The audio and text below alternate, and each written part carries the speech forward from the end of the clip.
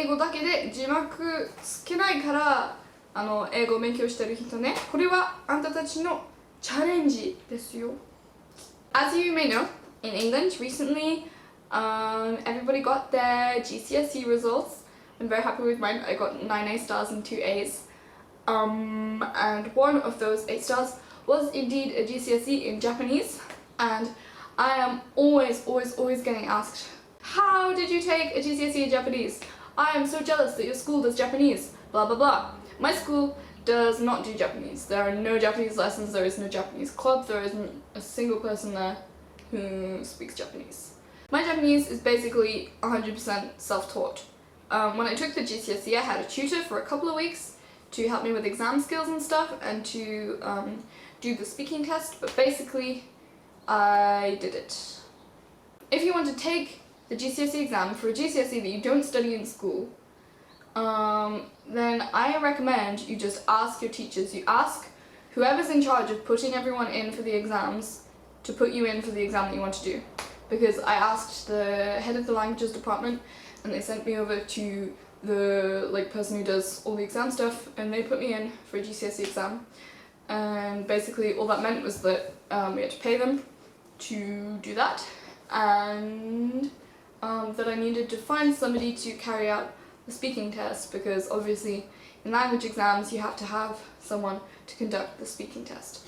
And luckily in the Japanese GCSE there's no coursework or controlled assessment, it's only 4 exams. And those 4 exams are writing, reading, listening and speaking. For the GCSE you need to know 200 kanji. These are the kanji that you need to know. I'm sure if you just Google Japanese GCSE kanji, then you'll be able to find it. It's the edXL GCSE. They're all fairly simple ones, and you just need to know how to write. Actually, you don't. You need to know how to read them because for the reading exam, and you don't really need to know how to write all of them by memory because you're allowed a dictionary in the writing exam. But I really recommend that you do learn to write quite a few of them from memory because it's just so much quicker if you can just write it and you don't have to look up every single word. You need to know a bunch of basic grammar, stuff like present tense, past tense, the te form, just kind of basic stuff. You don't really need to know anything too complicated, like you don't need to know passive or like potential or anything complicated like that.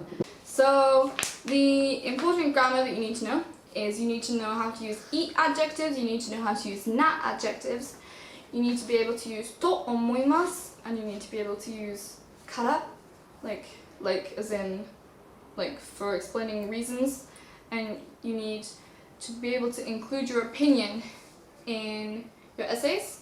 You need to know koto ga dekimasu, koto ga suki desu, and tari shimasu. Look, here there's like a little list that my tutor gave me of important things. It's really best if you try and put all of these things in one essay. They are very little essays in the writing exams. The first one, there are 2 essays you need to write. You just get given the question on the day. You don't really get to plan. There is this short writing task, which is 75 to 180 Japanese characters. And then there's the longer writing task, which is minimum 300 Japanese characters. So yes, that was, for me, I found that the writing was the most difficult part. But you do get to use a dictionary, so don't worry too much about the kanji. Reading and understanding paper. I don't know. Okay, I think it's fairly easy. Here, you just have, it's like a table and you have to put the right stuff in the right boxes. By the way, all of these past papers are available on the edXL website. There you have to read a text and like fill in the blanks in English. And there's no writing in Japanese in the reading and understanding papers. It's all writing in English or just putting things in boxes or writing some letters and stuff like that. The most difficult part is at the back, where it's like quite a long chunk of text and you have to answer some fairly complicated, comprehensive questions. You need this is basically, you really need to know some kanji to understand this. There were some bits that I found difficult, really. You have to be able to read hiragana fluently and katakana, and you just need quite a lot of vocabulary. Here we have listening and understanding in Japanese. I don't have the examples of the MP3s, but it's pretty similar to the reading paper, but you get played a CD with questions, and basically it's stuff like people having a conversation, and like here it's like people introducing themselves and telling their ages and stuff, and you just have to select which age they said. Again, in the hardest part, it's quite a complicated conversation between two people, and you have to answer some comprehensive questions about what they're talking about. Okay, for the speaking exam, even if you don't feel that you need a tutor to get to grips with what you need to know for the exam, you are going to need somebody like qualified in Japanese, either somebody Japanese or somebody who speaks excellent Japanese to conduct the test. They need to ask you the questions and record it and stuff like that. And you have to take in a little picture of something important to you, and then you have to give a short presentation about it that's 5 minutes long. It's not like scripted.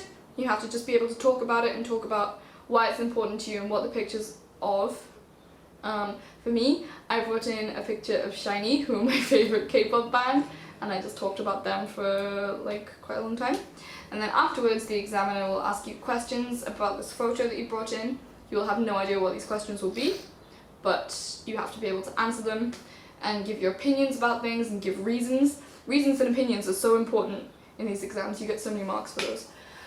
And then after that, you will have chosen a topic. There are like 4 different topics. I think the one I chose was like media, and then I think I chose a travel one as well. I think you choose 2, I don't really remember.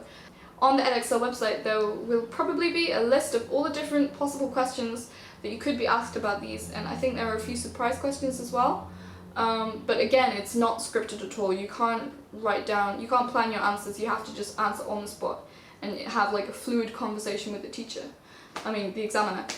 And it is quite tough, but I really recommend getting a tutor if you are planning on taking this GCSE, if your school does not provide it. Yes, thank you. I hope that's everything. Good luck if you're planning to take it. You can ask me any more questions that you may have, and I will try my best to get back to you at some point. Thank you so much for all the messages of congratulations, etc. I'm super happy with my results. Yeah. Good luck if you decide to take the GCSE in Japanese. Bye bye bye bye bye bye bye. Meow meow meow meow meow meow meow. Hello. You love me. You love me.